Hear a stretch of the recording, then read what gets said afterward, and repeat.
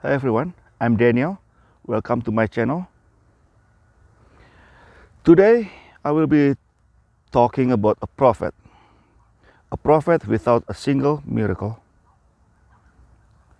Muslims believe Muhammad is a prophet, and I beg to differ.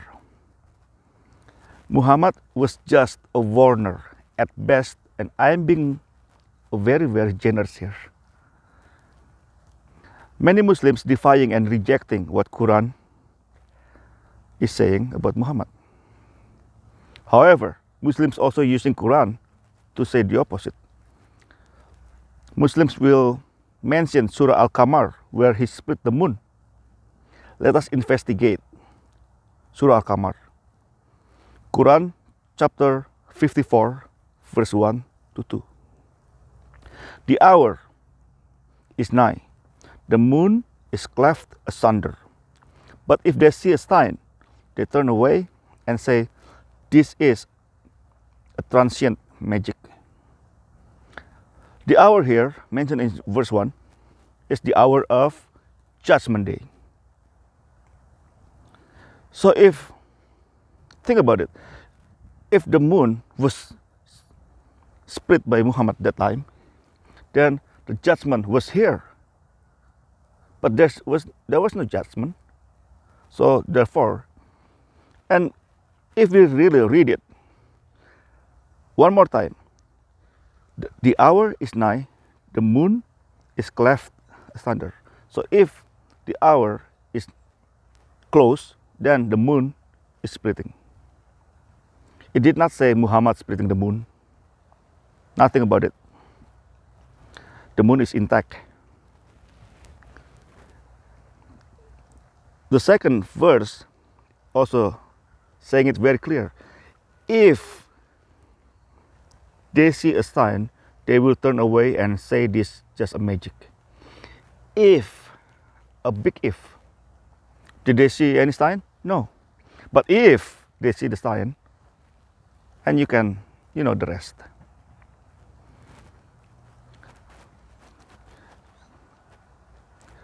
And they will come up with another attempt to show another case of a miracle, which is AlIsra wal mirage. If any of you know what it is, then maybe some of you who don't, I will explain why this is also not a miracle. This when Muhammad allegedly went to Jerusalem from Makkah. The first part is AlIsra, is from Kaaba to Makkah to Al-Quds or Al-Aqsa, the mosque in Jerusalem. When he was sleeping, Jibril came and woke him up and led him to a white beast named Burak. He get on the Burak and began to fly towards Al-Quds, Jerusalem. At several points along the journey, Jibril stopped the Burak and told Prophet Muhammad to get off and pray. The first stop was the place of immigration, which is Medina. And later on, Muslims went there to migrate. And the second stop was Mount Sinai, where Allah revealed Torah to Moses. The third stop was Bethlehem, where Jesus was born. The fourth stop was the grave of Moses. It said it is a stone throw away from the sacred land, the Holy Land, Jerusalem. This actually reminds me of a discounted flight. A long time ago, I went back to Indonesia, and then I took Singapore Airlines, but I had no money. So, but they offered me a discount, but with more stops. So it's not like direct flight or anything like that, or just one stop to refuel, but it had like 3 stops, and this one had 4 stops. Anyway, so Muhammad finally reached Al-Aqsa, the mosque. Waiting inside were 124 prophets. Jibreel led the prophet to the front, where the prophet led them in prayer. So, remember when Jesus went to Jerusalem on a donkey?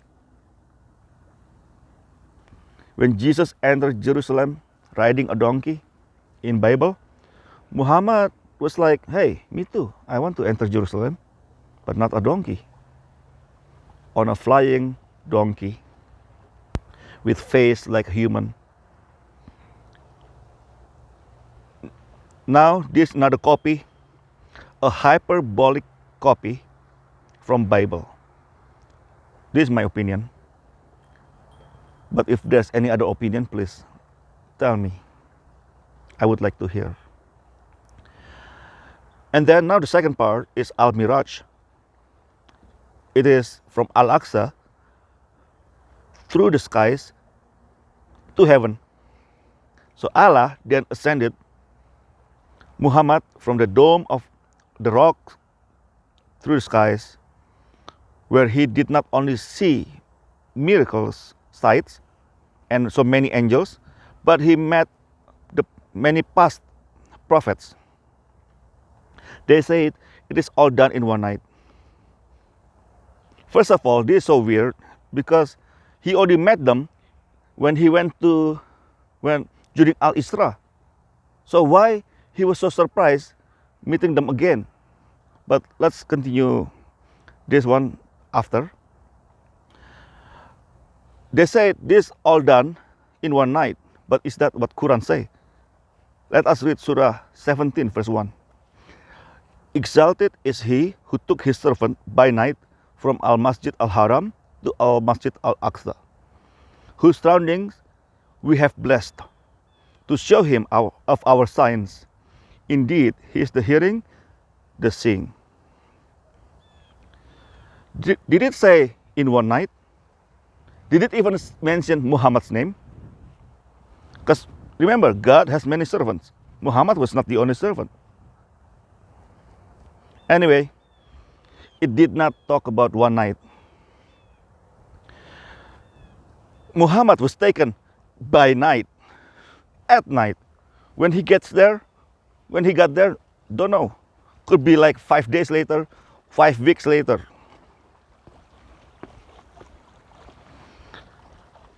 And of course, there's another problem. Al-Aqsa was built by Al-Malik bin Marwas in year 690.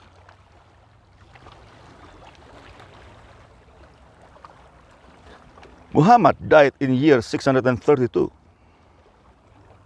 During Muhammad's time, there was no mosque called Al-Aqsa. This miracle is dismissed by historians, many historians.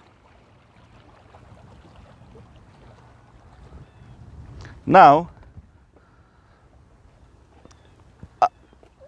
let us read verses, some other verses supporting the opposite about how Muhammad did not have miracles. Surah 10, verse 20. Why is not a sign sent down to him from his Lord? Say, the unseen is for Allah, only for Allah to know. Then wait ye, I too will wait with you.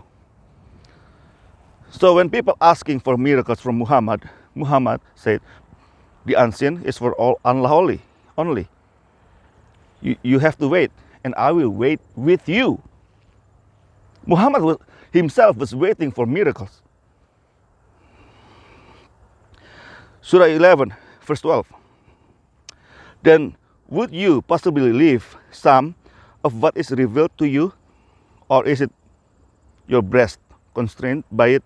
Because they say, why has there not been sent down to him a treasure, or come with him an angel. But you are only a warner, and Allah is disposer of all things. Again, Allah told Muhammad, you're only a warner, no miracle. Surah 13, verse 17. Surah 13, verse 7. And the unbelievers say, why is not a sign sent down to him from his Lord? But thou art truly a warner, and through every people a guide. Again, people asking for a miracle.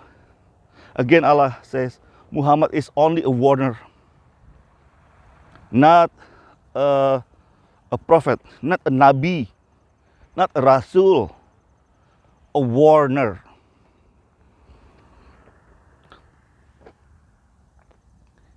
Now, Allah has revealed several times in Quran that Muhammad did not have any miracles. Why Muslims believe the opposite? Again, I will say this. They're either murtad or kafir. They're murtad because they have left Islam. Because they don't believe in the book. They don't believe in what Allah says, so they're either murtad or kafir. But they don't even know it. So, whether you are murtad or kafir, or whether you are a follower of Jesus or Hindu, have a nice life. God bless you all.